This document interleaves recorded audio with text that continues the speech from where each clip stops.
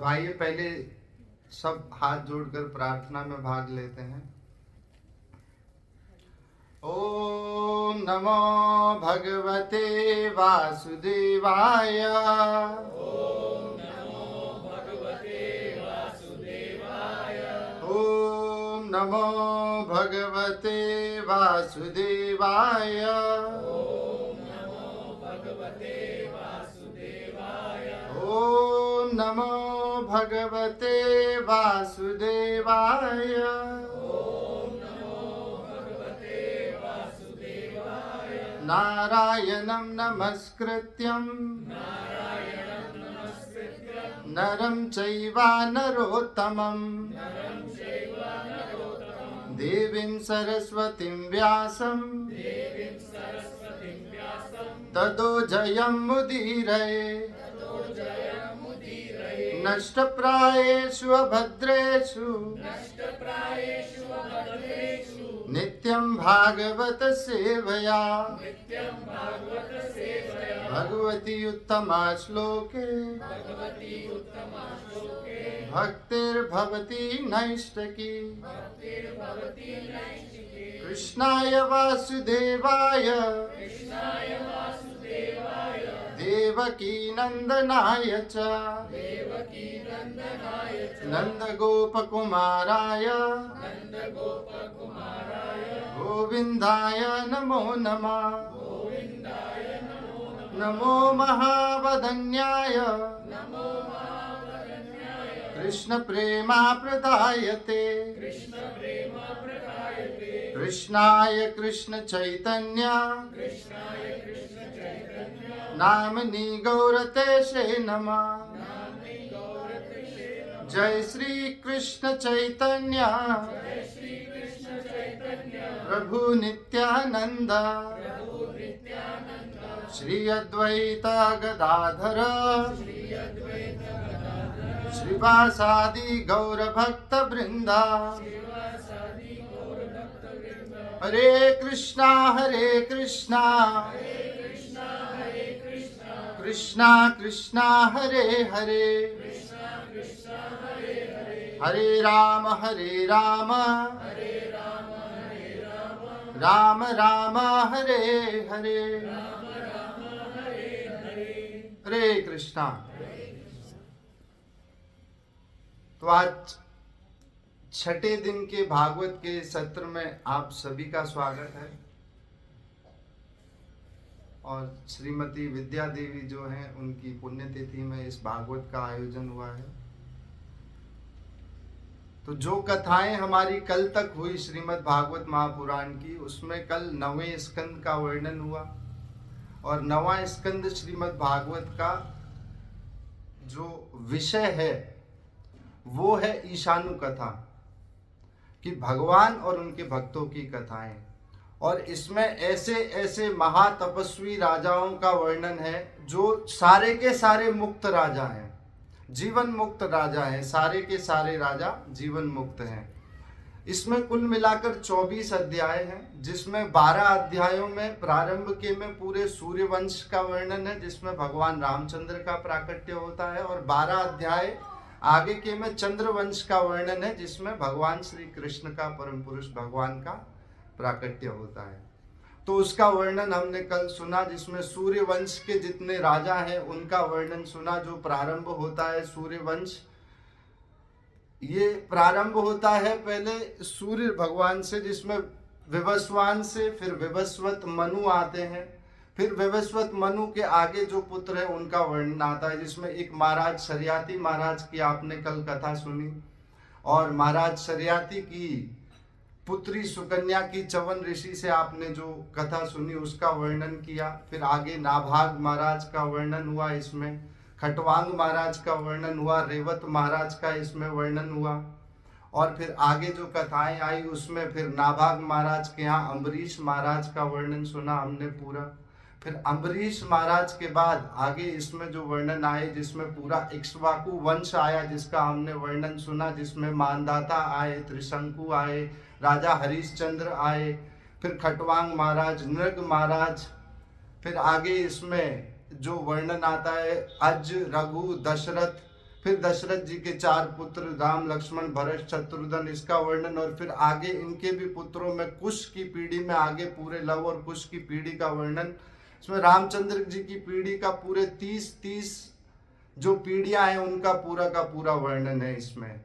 किसमें? सूर्य वंश में आगे की 30 पीढ़ियों का पूरा वंश का वर्णन है। फिर चंद्रवंश का वर्णन हमने सुना जिसमें भगवान प्रकट होते हैं। चंद्रवंश कहां से प्रारंभ होता है? चंद्रवंश कहां से प्रारंभ होता है? चंद्रवंश प्रारंभ होता है, चंद्रमा का बेटा है बुध, और बुध ने, चंद्रमा ने बृहस्पति की पत्नी तारा से बुध को उत्पन्न किया है। बृहस्पति की पुत्री तारा से बुध को उत्पन्न किया है। उससे एक पुत्र हुआ है पुरुरवा, बुध हुआ है। और बुध का विवाह किससे हुआ? गंधर्व विवाह कल हमने सुना। जो पहले जो ईला से विवस्वत मनु की जो पहले पुत्र हुए, जो पुत्र से फिर पुत्री हो गए, जो एलावत वर्ष में जाकर पुत्री हो गए ईला, और वहां जाकर गंधर्व विवाह हुआ, वहां से पुत्र हुआ पुरुरवा। इस पुरुरवा को यहाँ रख देते हैं अभी। ये चंद्रवंश को पूरा प्रारंभ करता है। पुरुरवा ने इससे किससे विवाह किया? पुरुरवा ने उर्वशी से। उर्वशी से विवाह करने पे इनके 6 पुत्र हुए। 6 बार मिली उर्वशी, 6 साल में 6 बार मिली उनको। कहा? कुरुक्षेत्र में, जहां पहली बार मिली। इनसे 6 पुत्र हुए इनके, जिसमें जय, विजय, आयु, राय, शतायु, शरतायु, ऐसे 6 पुत्र हुए, जिसमें आयु का वंश चला और विजय का वंश चला। विजय के वंश में आगे महाराज आए जानु महाराज, जिनकी कथा हमने कल सुनी। महाराज जानु ने जिन्होंने गंगा को पूरा का पूरा पी लिया। वैसे हम सूर्य वंश में इसका वर्णन करना अभी भूल गए। महाराज सगर का जो वर्णन है वो करना हम भूल गए। सगर हुए, सगर के पुत्र 60,000 जो कपिल मुनि के आश्रम में जाकर कपिल देव मुनि की दृष्टि से जो भस्म हो गए। तो जो सगर महाराज थे, उनकी दूसरी पत्नी कैशनी से उनके एक पुत्र हुए असमंजस। फिर असमंजस के पुत्र अंशुमान के पुत्र दिलीप के पुत्र भागीरथ। फिर भागीरथ के पुत्र होंगे सुदास, जो यहाँ से चंद्रवंश और सूर्यवंश को अलग अलग कर देंगे वशिष्ठ जी की कृपा से। तो ये यहाँ से सूर्यवंश हुआ, और यहाँ चंद्रवंश में आते हैं महाराज जानु की कथा आती है। जानु महाराज के पुत्र हुए गाधी महाराज। और ये गाधी महाराज जो है, इनकी एक पुत्री है सत्यवती, जिससे कल हमने कथा सुनी नहीं थी। इसकी परशुराम जी की कथा जो आई थी वो हुई नहीं थी हमारे। तो गाधी की जो पुत्री है सत्यवती, और सत्यवती गाधी की पुत्री है। इनका जो विवाह होता है किनसे? रीचक ऋषि से। पहले तो रीचक ऋषि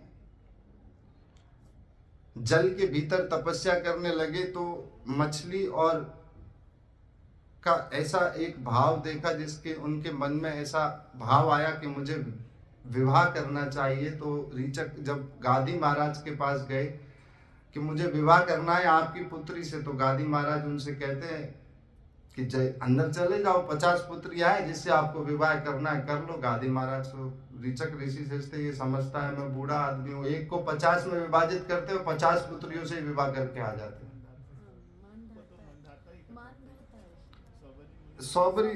सौबरी मुनि, ये रीचक ऋषि की कथा है। तो इससे विवाह करना चाहते हैं सत्यवती से, लेकिन करने नहीं देते, क्योंकि गाधी महाराज बोलते हैं कि आप बूढ़े हो अभी। वो चवन ऋषि थे जिसकी आप बात कर रहे हो। ये इनकी है, पहले काले घोड़े लेके आओ। ये सही कहा आपने कि 100 घोड़े कान वाले काले लेके आओ, कान सफेद घोड़ वाले कोने लेके आओ। बिल्कुल ये इनकी कथा है गाधी महाराज की, कि ये समझते हैं कि मैं नहीं कर सकता, तो वरुण देव जी की उपासना करके फिर ये 100 घोड़े ले आते हैं, फिर इससे विवाह कर लेते हैं। फिर ये गाधी महाराज के यहाँ, तब जब ये ऋषि से कहते हैं कि पहले जब गाधी महाराज की पत्नी कहती है तुम गाधी महाराज आप जाओ इनके पास, ऋषि के पास जाकर रीचक ऋषि से पुत्र की एक कामना करो। और जब ये यहाँ कामना करने के लिए आते हैं, तो ये रीचक ऋषि दो चारू बनाते हैं। एक चारू क्षत्रिय का चारू होता है और एक चारू बनाते हैं ब्राह्मण का चारू बनाते हैं। तो जब माता ने जो है, उनकी सास है जो, उन्होंने सोचा कि हो सकता है बेटी के लिए अच्छा चारू बनाया हो, तो वो दोनों चारू बदल जाते हैं। तो यहाँ गादी महाराज के यहाँ जो क्षत्रिय ब्राह्मण जो थे, ये विश्वामित्र का जन्म हुआ, जो क्षत्रिय होकर भी ब्राह्मण बने। और यहाँ जो जन्म होता है किनका? जमदग्नि, और जमदग्नि के पुत्र परशुराम। तो यहाँ परशुराम जी की कथा का वर्णन हुआ। फिर इसमें ये विजय का वंश चला, फिर आयु का वंश आगे चलेगा, जिसमें आयु के वंश में आगे महाराज नहुष होंगे। हमने कथा सुनी नहीं थी इनकी। वृत्तासुर के टाइम पे नहुष एक बार इंद्र बने थे, तो नहुष एक बार इंद्र बने थे, उनकी कथा हुई, तो उनका वर्णन हुआ पूरा का पूरा। और फिर नहुष के यहाँ यति, और यति के यहाँ ययाति, और ययाति के यहाँ पर फिर ययाति महाराज के यहाँ हमने कथा सुनी, ययाति महाराज की कल पूरी की पूरी। फिर इन्हीं के यहाँ ययाति महाराज के दो पत्नियां थी, एक देवयानी शुक्राचार्य की पत्नी और एक शर्मिष्ठा। तो शर्मिष्ठा देवयानी से दो पुत्र हुए, एक कौन हुए? यदु, एक त्रिशु।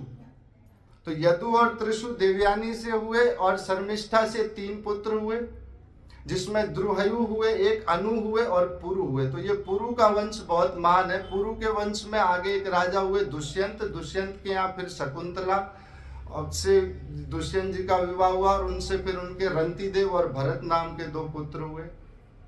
तो ये पूरा का पूरा चंद्र वंश का वर्णन है जो कल चला हमारा, जिसमें फिर आगे जाकर यदु के वंश में आगे फिर यदु, क्योंकि यहाँ से 2 पत्नियां थी, इनसे आगे जाके जिन राजा थी उनकी 2, एक वैश्य पत्नी और ये थी। तो वैश्य पत्नी के यहाँ पर 5 पुत्र हुए, जिसमें नंदनंदन, उपनंदन, अभिनंदन, नंदनंदन, ये 5 पुत्र हुए। और यहाँ सूरसेन हुए। सूरसेन के पुत्र हुए वसुदेव। वसुदेव का विवाह लिखा है देवक की पुत्री देवकी के साथ, जहाँ पे भगवान श्री कृष्ण का 8वां गर्भ जन्म लेगा, जो 8वें गर्भ के रूप में भगवान कृष्ण जन्म लेंगे।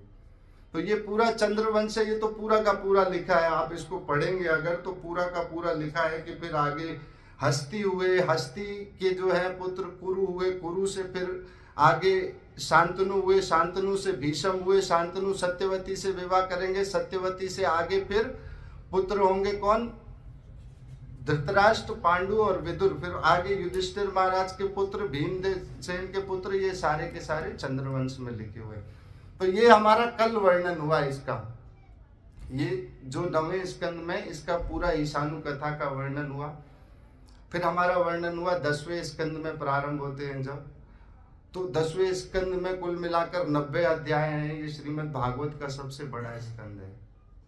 और इस स्कंद को वैसे बोलते हैं, इसके 2 विभाग हैं, एक इसका पूर्व विभाग है और एक उत्तर विभाग है। पूर्व विभाग में सारी जो भगवान श्री कृष्ण की मथुरा, द्वारका और गोकुल, मथुरा और वृंदावन और गोकुल आदि की लीलाएं हैं, जो भगवान श्री कृष्ण की बाल लीलाओं का है। और जो उत्तर अर्ध है, इसमें जो है द्वारका आदि की जो लीलाएं हैं उनका वर्णन है पूरा का पूरा।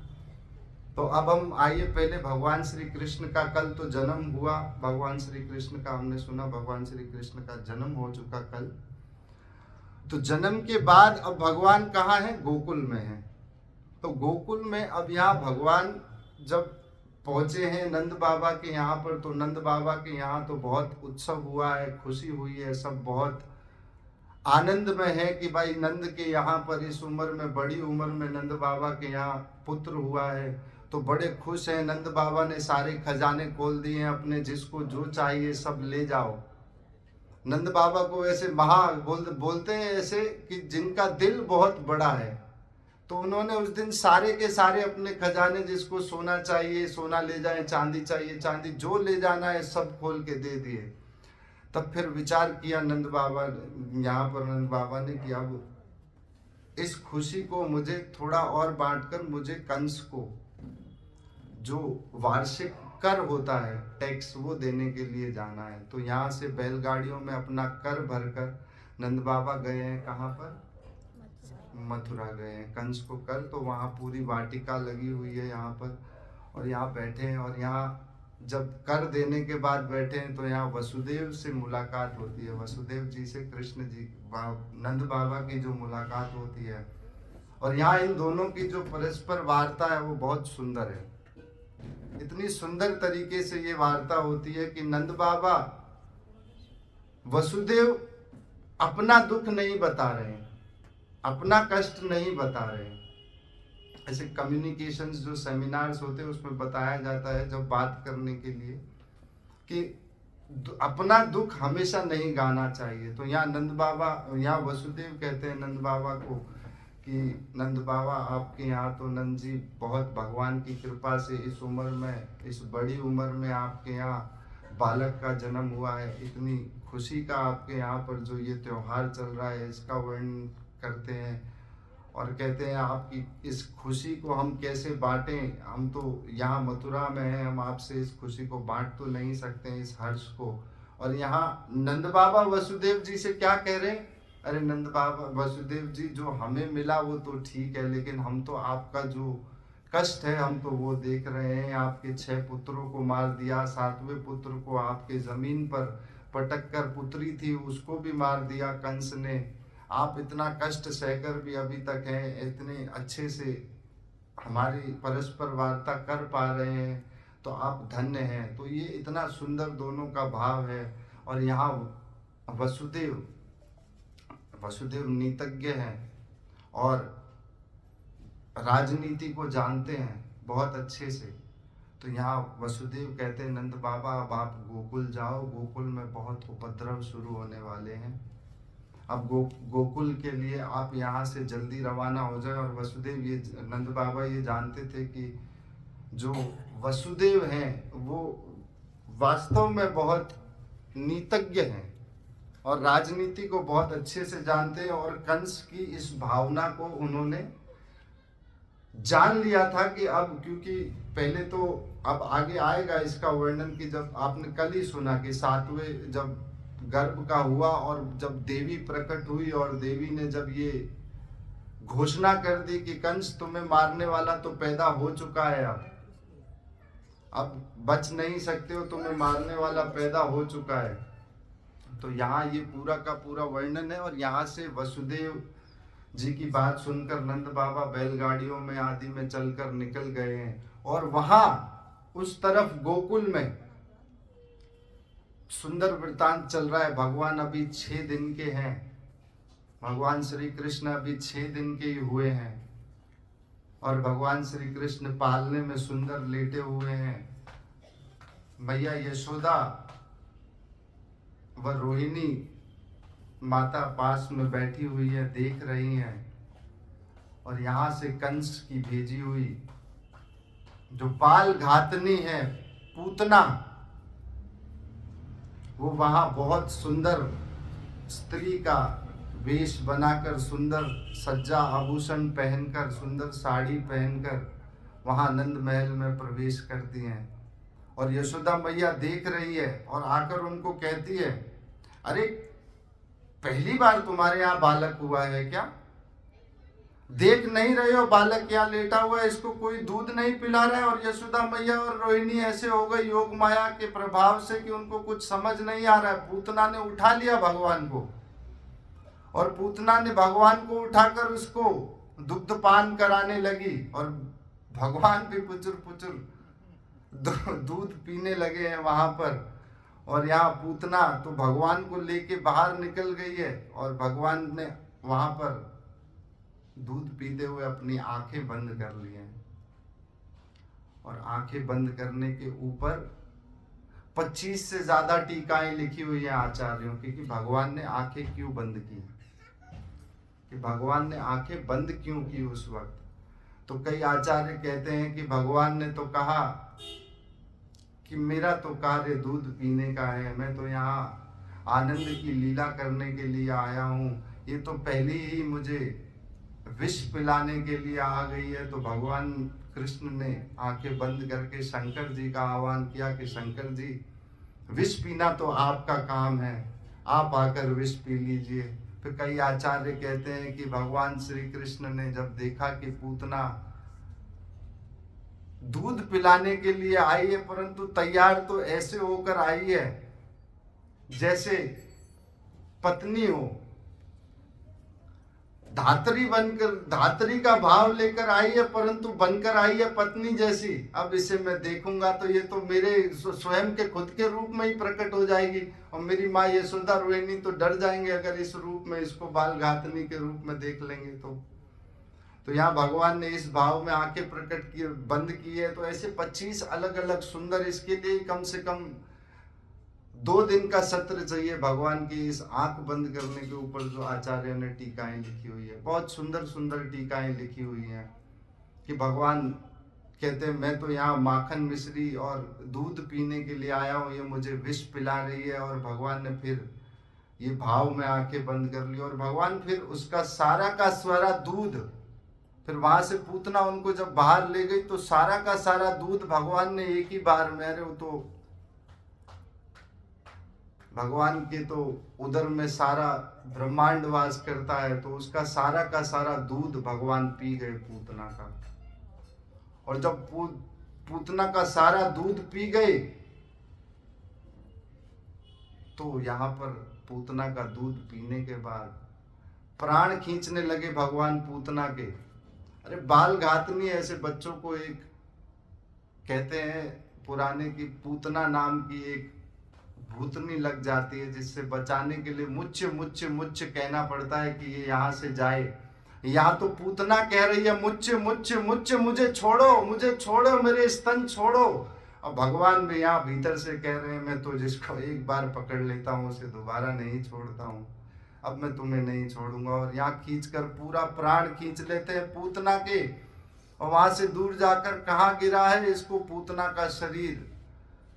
पूतना तो अपने जो उनका वास्तविक स्वरूप था उसमें आ गई, प्राण खींच लिए और पूतना जमीन पर गिरी है। और जमीन पर गिरी है, इतना विशाल का है शरीर है पूतना का। ऐसे तो कई हास्य में कहते हैं जहाँ हाथ गिरे पूतना के वो हाथरस हो गया, जहाँ अंकल गिरी वो अलीगढ़ हो गया, ऐसे।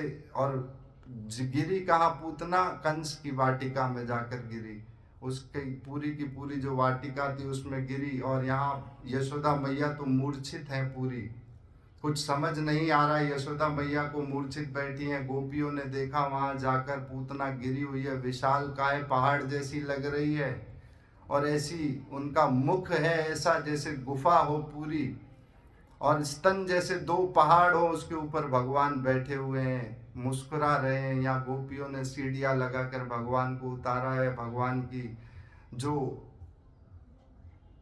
गायों के जो खुर हैं उसके नीचे की मिट्टी लगाई है, गोबर आदि गोमूत्र से उनका लेप किया है। और फिर गोपियाँ सोचती है अभी तो हम तो, ये तो मृत शरीर है, ये तो मृत शरीर के ऊपर से आए, हमने स्वस्ति वाचन तो कर दिया, किया नहीं है। फिर दोबारा स्वस्ति वाचन कर कर फिर से भगवान के ऊपर ये गोबर आदि मूत्र का लेप लगाया है।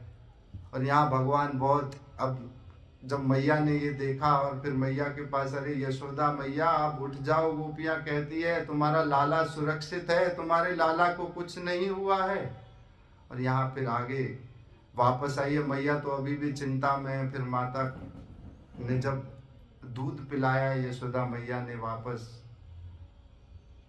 कृष्ण भगवान को, तब माता संतुष्ट हुई है। इसीलिए कहते हैं माता का जो दूध है यही वो साक्ष्य रूप है, ये सजीव रूप में बाहर निकल कर आता है और प्रेम की अनुभूति को दर्शाता है। वरना प्रेम दिखता नहीं है, न वैराग्य दिखता है, न भक्ति दिखती है, कुछ दिखता नहीं है। इनके साक्ष्य रूप नहीं है कोई भी, ना ही प्रेम का कोई साक्ष्य रूप है, ना ही प्रेम का कोई शास्त्र लिखा हुआ है, कोई शास्त्र नहीं है प्रेम का। तो प्रेम का माता का जो ये दूध है ये सजीव रूप में प्रकट हो जाता है। इसीलिए जो बच्चा होता है, यदि वो माता का वो सही प्रेम, वही सही जो सच्चा त्याग है, अगर वो देख ले उस उम्र तक, जिस उम्र तक वो उस तपस्या और उस त्याग को करती है, तो जीवन में माता पिता को अपना बच्चा भूल नहीं पाए। बस वो उस सब चीज़ों को समझने में असक्षम होता है उस वक्त। वो त्याग माता का 6 महीने ऐसे लगते हैं कि माता सोती है तो पुत्र नहीं सोता है, पुत्र सोता है तो माता नहीं सो पाती है, नींद ही नहीं आती है। तो ये ऐसा भाव है कि ये प्रेम को समझाने का भाव है। हमने आपको बताया प्रेम एकमात्र ऐसी वस्तु है जो संसार में किसी और से होती भी नहीं है, स्वयं से ही कर सकता है या फिर किसी और से करके स्वयं एक हो जा सकता है बस, और कोई प्रेम का साधन नहीं है बनने का। प्रेम ऐसा है जैसे स्वर्ग से छोटी सी किरण उतर कर आई हो, ऐसा प्रेम है। और ये कृष्ण भगवान प्रेम को समझाते हैं। कोई और प्रेम को समझाने का कोई और किसी भी अवतार में प्रेम नहीं समझा। भक्ति समझा सकते हैं भगवान, सेवा करना समझा सकते हैं, लेकिन प्रेम समझाने के लिए या तो राधा रानी के भाव से चैतन्य महाप्रभु और गौरांग प्रभु जो राधा रानी के रूप में प्रकट होकर आए वो प्रेम को समझा पाते हैं।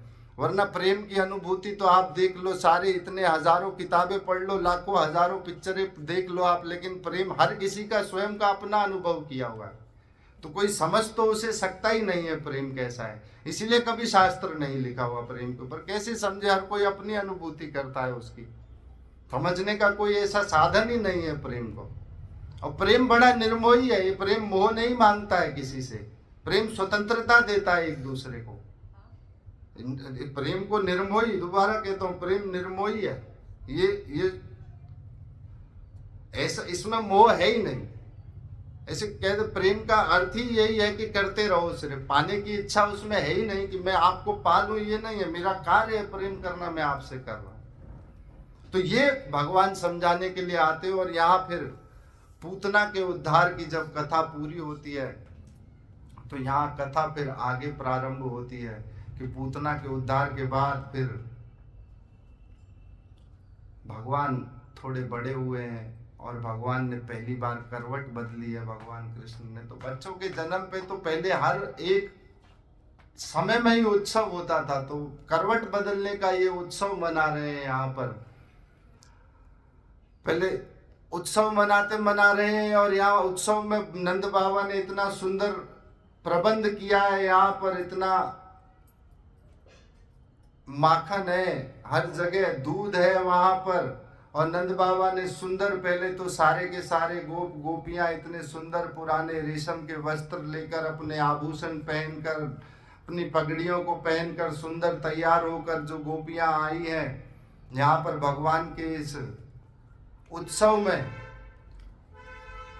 और भगवान को कहाँ रख दिया है? तो उस उत्सव में भगवान को बाहर रख दिया है। कहाँ? एक शक्त के नीचे, छकड़े के नीचे, बैलगाड़ी होती है जो, उसके नीचे रख दिया है भगवान को। और उसके ऊपर क्या रख दिया है? दूध, दही, माखन आदि के सारे मटके रख दिए हैं। जड़ के ऊपर ही, चेतन के ऊपर जड़ रख दी। भगवान कहते मैं स्वयं रसराज हूं और मेरे ऊपर इन्होंने इतने रस, ये भौतिक रस रख दिए। यहाँ पर मैं तो स्वयं रसराज हूं और चेतन के ऊपर जड़ को रख दिया है। और भगवान यहाँ विचार कर रहे हैं कि क्या करना चाहिए। और वहां एक असुर भयंकर वायु में प्रवेश कर हवा में उड़ते हुए वहां आकर उस छकड़े में आया है। और भगवान ने सोचा मेरी तरफ तो कोई ध्यान नहीं दे रहा है। भगवान ने दोनों ही तरह से अपने छोटे 3 महीने के भगवान ने अपने अंगूठे से उस छकड़े को मारा है और छकड़ा धड़ाम से नीचे गिरा है। दूध मक्खन सब एक तरफ गिर गया है। सारे गोपियां बिल्कुल चिंता में व्यस्त हो गए, ये हुआ क्या। सारे के सारे वहां पहुंचे, देखा पहले भगवान सुरक्षित है, उनको देखा भगवान तो बिल्कुल सुरक्षित है। वहां सुरक्षित भगवान को देखकर बड़ा हर्ष हुआ सबको। और फिर भगवान को सब माता ने गोद में उठा लिया है, फिर अंदर वापस नंद महल में ले गई हैं। और यहाँ बहुत सुंदर भाव है इनका कि, और यहाँ फिर शक्टासुर का उद्धार हुआ है।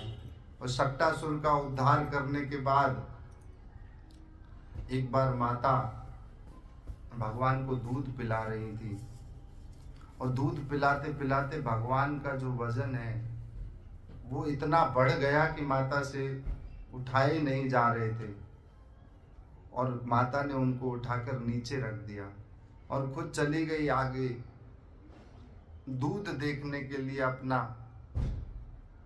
और यहाँ जब ये नीचे हुए, भगवान ने तो देख ही लिया था पहले ही कि मुझे अब एक और असुर आ रहा है मेरी तरफ, तृणाव्रत नाम का एक असुर जो वायु के रूप में बड़ा बवंडर लेके मुझे मारने के लिए आ रहा है, कंस का भेजा हुआ ये तृणाव्रत आ रहा है। और यहाँ तृणाव्रत को भगवान ने जब उठाया है, पहले तृणाव्रत उठा के भगवान को हवा में ऊपर ले गए, ऊपर ले जाने के बाद वहां और फिर भगवान ने उनका गर्दन पकड़ लिया और गर्दन इतना भारी हो गया, गर्दन और फिर भगवान इतने भारी हो गए और तृणाव्रत को जाके वहां भगवान ने नीचे जमीन पर पटक दिया है। कहा?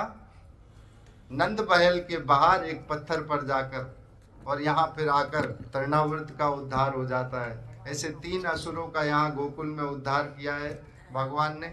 अब आगे की कथाओं का श्रवण वर्णन